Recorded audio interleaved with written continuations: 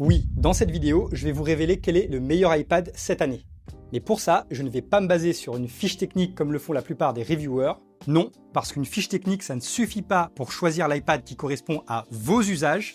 Et moi, en tant qu'utilisateur d'iPad au quotidien depuis 2018, j'en ai fait mon seul et unique outil informatique pour toutes mes tâches numériques. Alors, avant de choisir un iPad parce qu'il possède une fonctionnalité de plus, ou un processeur plus puissant, ou encore une compatibilité avec certains accessoires, regardez cette vidéo jusqu'au bout.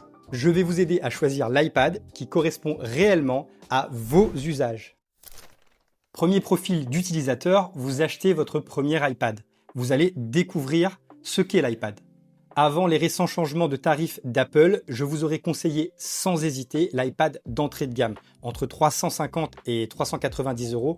Sincèrement, il n'y avait pas mieux pour commencer sur iPad. Maintenant, il est à 509 €. Donc, ce que je vous conseille, c'est d'aller sur une bonne occasion. Ou alors, il y a encore probablement des magasins qui ont du stock à l'ancien tarif. Pourquoi je vous conseille cet iPad? Tout simplement parce que quand on débute, il ne faut pas chercher à acheter le meilleur iPad sur fiche technique. Non, il faut chercher à découvrir ses usages. Et surtout, le vrai investissement quand on achète un iPad, ce n'est pas le matériel, c'est l'entrée dans un nouvel environnement, iPadOS, qui possède ses propres spécificités, ses propres caractéristiques, une façon d'aborder l'informatique différente, et aussi, n'achetez pas tous les accessoires avant de connaître réellement vos usages. Vous pouvez très bien débuter simplement avec l'iPad et découvrir progressivement ce qui vous plaît sur cet iPad. Parce que vous ne savez pas encore si vous allez adorer utiliser en priorité le tactile à 100%, ou même la dictée vocale, ce qui est possible également sur iPad, et c'est simple. Ce sont vos usages qui doivent dicter ensuite vos achats. Pour mon premier iPad, qui était un iPad Pro 2017, j'ai acheté directement un clavier compatible, j'ai acheté également le stylet. Ils ne m'ont jamais servi. J'ai une souris uniquement parce que ça me permet d'afficher un pointeur lorsque je suis en mode démo, et donc c'est plus simple et plus clair pour les personnes qui regardent. Mais en dehors de ça, j'utilise mon iPad 100% au doigt, 100% à la voix, et c'est l'utilisation qui me convient.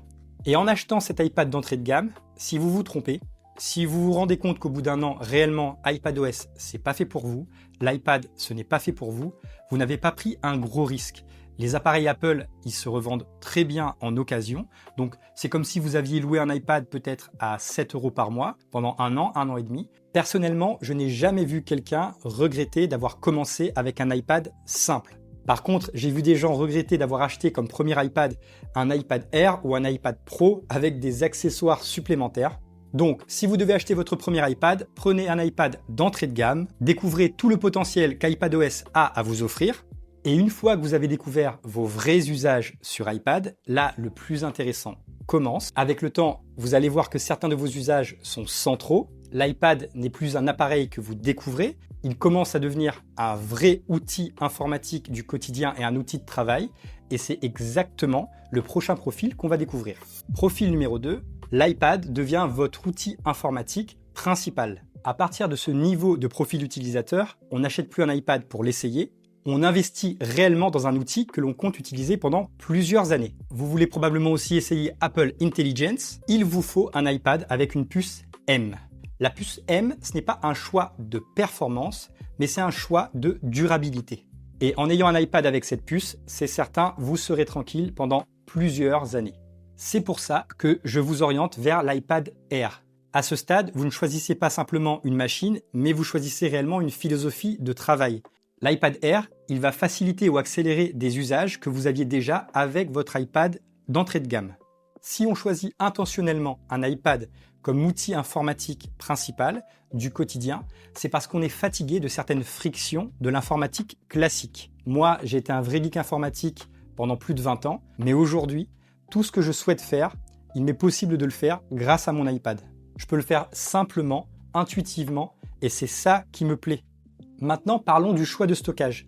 Vous aviez avant un iPad d'entrée de gamme, vous savez si l'iPad avec 128 Go de stockage vous offre suffisamment de flexibilité ou si vous avez besoin de plus parce que vous devez gérer par exemple des projets plus lourds et vous avez envie d'avoir du confort.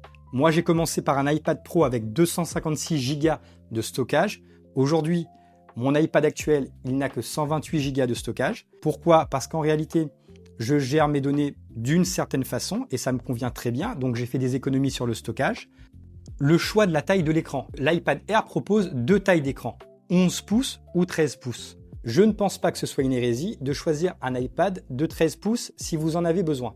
Tout le monde parle de l'iPad comme d'un outil de mobilité, mais pour moi, ce n'est pas essentiellement vrai. Si vous avez des besoins spécifiques, un iPad de 13 pouces pour avoir un confort visuel plus important, vous pouvez le prendre. Le meilleur format, encore une fois, ce n'est pas le plus petit ou le plus grand, mais c'est vraiment le format qui s'adapte à votre manière de travailler sur iPad. Il ne reste maintenant finalement qu'un seul profil pour lequel l'iPad Pro devient pertinent. Profil numéro 3, vous créez à un niveau exigeant. Si votre iPad devient véritablement un outil de création professionnelle, alors là, l'iPad Pro a un réel intérêt. On n'achète pas un iPad Pro parce que c'est le meilleur, on achète un iPad Pro parce que notre niveau d'exigence le justifie. On veut travailler plus confortablement, plus précisément et surtout réduire toutes les micro-frictions du quotidien. Par exemple, son écran avec sa fidélité des couleurs et son taux de rafraîchissement à 120 Hz. Si vous êtes professionnel, dessinateur, photographe ou même autre type de professionnel, mais que vous voulez utiliser votre iPad en toutes circonstances, dans parfois des postures où vous n'êtes pas à l'aise, avec une luminosité ambiante qui n'est pas favorable. En fait, vous allez adorer avoir un iPad avec un écran nano-texturé qui possède un traitement anti-reflet et qui à un moment vous permet, quelle que soit votre position, quelle que soit la qualité de la lumière ambiante, d'utiliser votre iPad sans être obligé de bouger, de vous positionner d'une façon particulière pour bien voir votre écran. Chaque caractéristique de l'iPad Pro répond à une frustration réelle. Si vous êtes encore en train d'apprendre, de découvrir certains usages, l'iPad Air vous emmènera déjà très loin.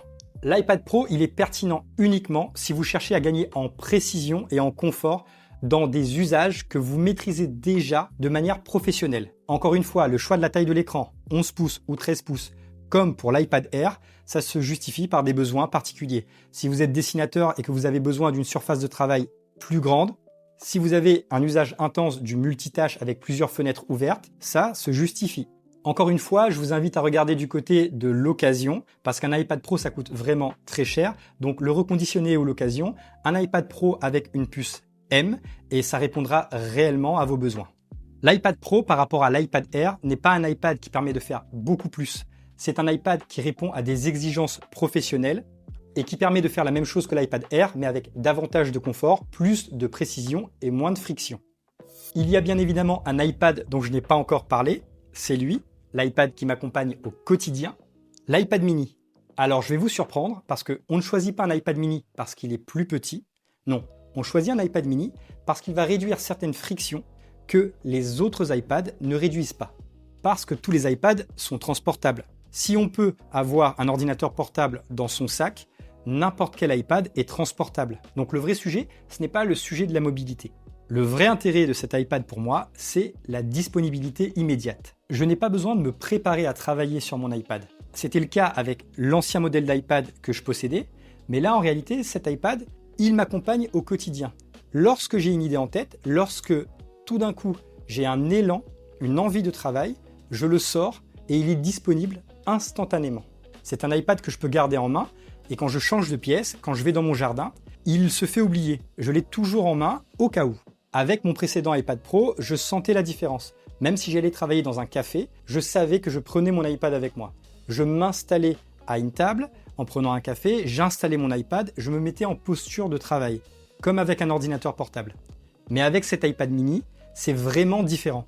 Cet iPad mini, je le prends, je l'allume en 1 seconde, et là, miracle, je travaille déjà avec. Que ce soit pour noter une idée, annoter un document, avancer sur un montage vidéo, ou encore reprendre un projet en cours, j'utilise mon iPad mini et je n'ai pas le sentiment d'avoir besoin de m'installer pour travailler. Je l'utilise vraiment plus souvent que mon iPad précédent. Certains youtubeurs diront qu'ils ne voient pas l'intérêt d'un iPad mini à cause de sa taille d'écran limitée et que ce n'est pas beaucoup plus grand que la taille d'écran d'un iPhone. Et ben moi, je vois toute la différence. Pourquoi ? Parce qu'un iPhone, ça ne fait pas tourner iPadOS.